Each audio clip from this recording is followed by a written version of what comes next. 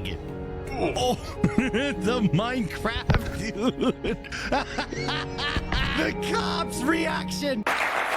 The tampon king gets back in the ring. I speak of former VP nominee Tim Walz. He joined Beto O'Rourke at a Texas town hall last night, and the estrogen levels were enough to give Chuck Norris menstrual cramps. Weird at all. He's a creep. Yeah. There's a difference between being weird and creepy. And you can be weird all day long. Everyone wants to say, hey, it even sounds good. Hey, let's get weird this weekend. So, hey, let's get creepy this weekend. Don't scroll away just yet, because what Gutfeld and Tyrus unloaded on Tim Walz turned into a full-blown comedy ambush. The jokes kept landing so aggressively that the audience almost seemed caught between laughing and wondering if somebody should step in. And just when Walz might have thought the worst part was finally over, another round came flying in. You need to see how the whole thing played out, because the situation somehow got even more ridiculous. They operate one way when they're running, and then when they lose and get humiliated, all of a sudden they have these solutions, and they're all the things we're telling you to do. Like, why are you trying to trash one of the most successful companies in the world, you moron? Well, certainly I take responsibility for putting people in jail. Governors don't get to just talk theoretically. We have to solve problems. And I will note, it's not just Somalis. Minnesota is a generous state. Minnesota is a prosperous state, a well-run state. We're AAA bond rated. His balls is he hiding in his cheeks? That's the first question I want to know. And I don't love the way he says, fierce. Yeah. We've got to be fierce. We fiercely have to go up to President. Gutfeld didn't hesitate for even a moment. As soon as Walz's latest policy proposal entered the conversation, he immediately pounced on it. It was like watching someone spot the perfect opening and know instantly that they were going to take it. Walz stepped into the exchange carrying his usual good intentions, but seemingly nothing to match the incoming fire. Gutfeld, meanwhile, looked like he had already prepared the final punchline before the debate even began. Strength, our diversity. Our strength is our diversity. We've been talking about this for years as a country of immigrants, and we let them define the issue on immigration. We let them define the issue on DEI, and we let them define what woke is. We got ourselves in this mess because we weren't bold enough to stand up and say, you damn right we're proud of these policies. We're going to put them in, and we're going to execute them. So, wait, you lost because you weren't woke enough? If you're enjoying this, hit that like button and subscribe, because it really does help the channel more than you might think. Then Tyrus stepped into the conversation and made it obvious that he wasn't planning to hold anything back. In his view, Walz's record looked less like a polished example of leadership and more like someone who had gone through a leadership manual in reverse and somehow remained completely convinced they were heading in the right direction. The jokes didn't slowly build up. They came one after another with almost no breathing room, and whenever Walz brought up the word leadership, Tyrus treated it like the setup to a punchline that had already been waiting for him. Most is the stuff that we're, like the fake valor is bad enough, but when you have fake butter churning, sculpting valor, where do you go from there? Yeah. Turns out he never did that. He did? He was just by it in like an Iowa thing.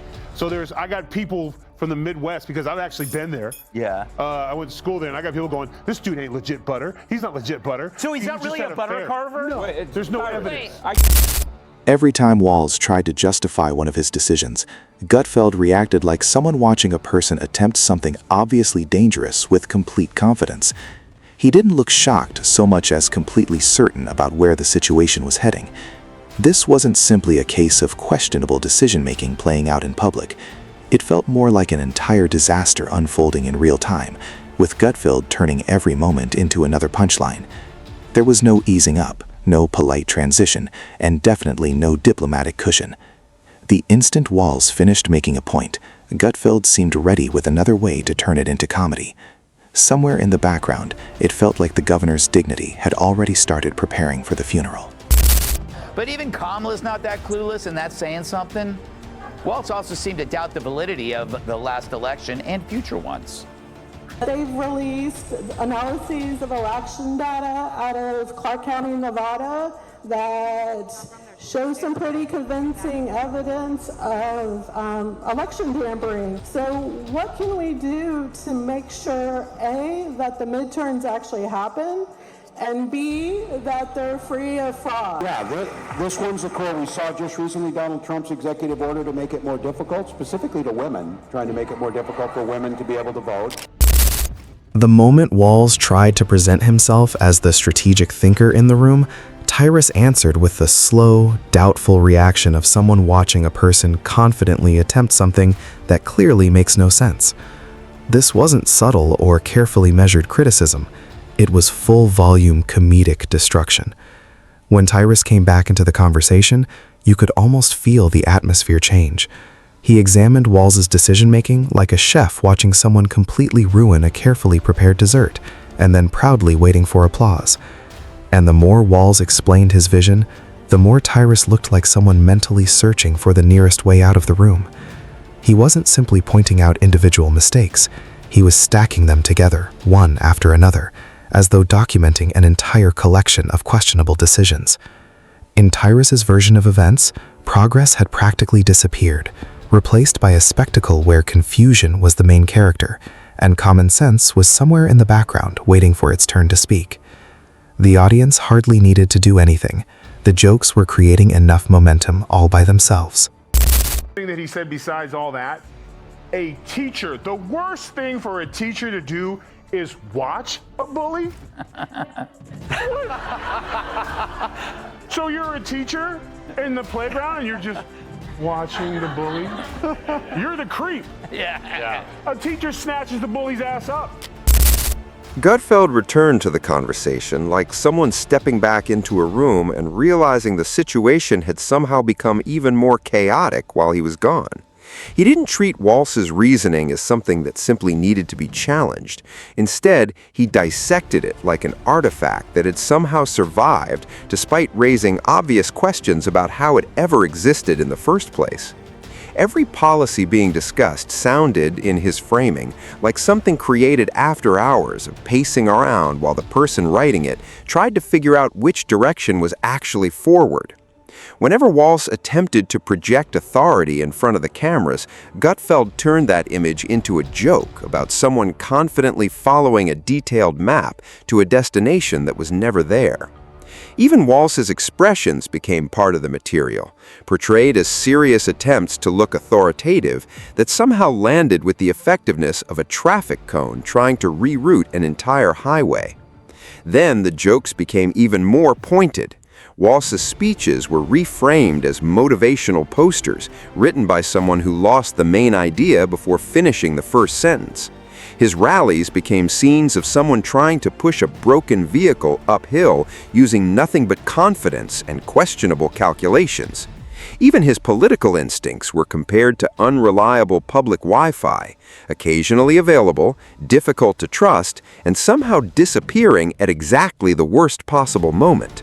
At that point, the mockery wasn't limited to specific decisions anymore. Even the pauses between those decisions had apparently become material. Walz says Democrats hate success. We as Democrats, we want people to pay their fair share, but why are we against people being successful like that? We can't be. Why are we against? We should talk about businesses. Not all businesses exploit their workers, and we get ourselves stuck in that. Oh, well, and I think Governor, we lose that. Oh, and Tyrus came right back with the energy of someone who had already cleared the board and somehow still had plenty of moves left. In his version of events, Walz's crisis management looked like calling technical support to figure out why a toaster had suddenly stopped working. Every solution was presented as organized confusion dressed up in the language of leadership. Even preparing for a press conference became a joke about someone desperately studying for an exam they didn't know existed until 19 minutes before it started. Then the comparisons became even more elaborate. One metaphor followed another until it was almost impossible to tell whether Walz was actually running a state or accidentally starring in a television series that kept getting renewed simply because nobody could understand what they were watching. Gutfeld jumped back in with the intensity turned all the way up. Walz's priorities were treated like a shopping list created by someone operating on almost no caffeine and even less sleep. The distance between what he promised and what was actually happening became another recurring punchline, portrayed like someone trying to reach the moon from a couch using nothing but optimism and questionable physics. Even Walz's confidence became part of the comedy.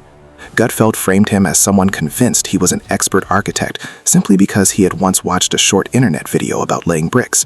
And the laughter only grew because every new comparison pushed the previous one even further. Meanwhile, Walz kept providing fresh material with almost unbelievable consistency. Back. He's not a teacher. He's not a politician. He's a creepy guy who can't remember his speeches. I don't know what the hell was in the water in that White House, or was everyone on the same bad cocaine? But Kamala can't speak. He can't speak. Biden was so high he couldn't remember anything. Like, this is literally the dumbest administration of all time. Why is he talking? It really is the ultimate clown show. And I said this in the 5. He's a clown without... Gutfeld jumped back into the exchange like someone throwing themselves into the middle of a demolition derby without slowing down first. There was no hesitation and absolutely no attempt to soften the jokes. He picked apart Walz's public explanations as though they were impossible puzzles, created by someone who considered punctuation more of a suggestion than a rule. Every attempt Walz made to sound authoritative was transformed into a rehearsal for a performance that somehow never managed to attract an audience. His reasoning was portrayed like a roller coaster with no actual tracks, moving forward entirely on momentum, atmosphere, and the hope that reality might eventually decide to cooperate. By this point, the room barely needed the usual setup and punchline structure. The images themselves were doing all the work. Then Tyrus stepped back in with the calmness of someone describing a situation he had apparently watched unfold far too many times to be surprised anymore. He broke down Walz's public decisions as though the man were using a compass to figure out his emotions instead of finding an actual direction. Each choice seemed to lead to an outcome even more confusing than the last. In Tyrus's telling, the policies weren't merely missing their intended targets. They looked like they were deliberately aiming downward, as if success had personally offended them. There was no need for shouting or exaggerated theatrics. The comedy came from the steady disbelief of watching someone confidently pour cereal into a bowl and only afterward realize there was no milk. The jokes didn't need to be louder. They had something more damaging on their side: the appearance of being completely on target. If you ever want to know what the Dems are up to, just listen to what they accuse you of doing. Take the word weird. It was first uttered by a guy named Tim Walz, directed at another guy called J.D. Vance. But turns out, as usual, it's a preemptive projection. For the Dems always call you on stuff that they're about to do or have already done. They accuse you of election interference before they do it. They accuse you... Tyrus was nowhere near done. There were still plenty of stops left on this particular comedy train. His breakdown of Walz's budget strategy came across like someone explaining a financial plan built around lottery scratchers, inspirational posters, and blind optimism. Every spending choice became part of a slow-motion spectacle, with Walz portrayed as the main character who somehow read half the script and then decided he understood the entire story. At that point, the commentary had turned into full theater. Every proposed solution seemed to involve stacking another problem on top of one that already existed, almost as if the growing mess were part of the design. If practical results were represented by a light source, the room in Tyrus's version would have been almost completely dark, with one tiny bulb flickering in the corner, while somehow remaining incredibly optimistic about the situation. Then Gutfeld came back in with another precise round of mockery. Walz's environmental policies were compared to a cookbook that had somehow forgotten it was supposed to contain recipes, offering instructions nobody could understand and outcomes nobody had requested. The structure behind his speeches was treated like motivational material written by someone who misplaced the actual motivation somewhere before the opening paragraph was even finished. The whole thing had stopped feeling like ordinary political commentary and started resembling a comedy festival, with Walz's confidence serving as the featured performance. Tyrus returned again without missing a beat, examining Walz's leadership style like a wildlife narrator describing footage of something truly unusual, creative in theory, but almost completely pointless in execution. Every callback became another joke on its own. Government strategy compared to a Jenga tower, public speeches sounding like karaoke performed without any music behind them, and decision-making so consistently unpredictable that in Tyrus's telling, it practically deserved to become an academic field all by itself. I feel bad for Elon. I would be furious if I was him. If this is who you sent to troll me? Yeah. Like, what am I doing wrong to get the guy from D Team to come out at Family Theater and call me names? Yeah. Like, Tim, I would, if they were like, oh, Tyrus, man, whoo, tough news cycle. Tim Walz is talking about you. I'd be like, Gutfeld kept the momentum going and shifted his attention toward Walz's media presence. He focused on the disconnect between Walz's obvious confidence and what was happening around him, comparing it to a magician enthusiastically explaining how a trick works before even stepping onto the stage. Every passionate moment from Walz became another opportunity to portray him as someone promoting a product that was still weeks away from having a functioning prototype. The timing never let up, and the sheer number of jokes made any attempt at repairing his image almost impossible. Then Tyrus stepped in for what felt like the final chapter of the performance. He described Walz's reputation rebuilding efforts like someone trying to fix a leaking roof with decorative tape and a strong belief that everything would somehow work out. Each attempted repair only created another punchline. According to Tyrus, the aftermath of Walz's decisions hadn't simply produced political problems, it had produced an endless supply of content. Every new development felt like another cliffhanger in a series that nobody completely understood, but somehow kept coming back to watch. The closing moments became a shared effort between both comedians. Gutfeld pointed out that despite Walz's repeated attempts to appear calm, calculated, and in control, he seemed to possess an almost supernatural ability to wander directly into situations that practically created their own jokes. Tyrus reached the same conclusion from a different angle, using steady sarcasm to portray Walz's political career as a self-renewing television series. Unlimited production money, no consistent storyline, and somehow still being renewed. The criticism wasn't loud or especially personal. It was about reputation, and the laughter surrounding it became the soundtrack that was hardest to escape. By the end, their argument was essentially this: Walz wasn't undone simply because his opponents attacked him. He was undone because the choices surrounding him had created an almost endless supply of comedy. What a better way to show their opposition to successful people than making him VP? He's the best example of failing up. Yeah, and he didn't even do good at failing up because he helped tank the ticket and she lost the race because it showed, Tim Walz is the best example for why Kamala Harris has the worst political instincts in the Democrat Party. Gutfeld pushed the joke even further, taking Walz's latest effort to generate positive attention and comparing it to setting off an elaborate fireworks show in the middle of a heavy rainstorm. You could see the ambition, but the execution seemed to sputter almost immediately, leaving behind little more than smoke and a crowd wondering whether any of this had actually gone according to plan.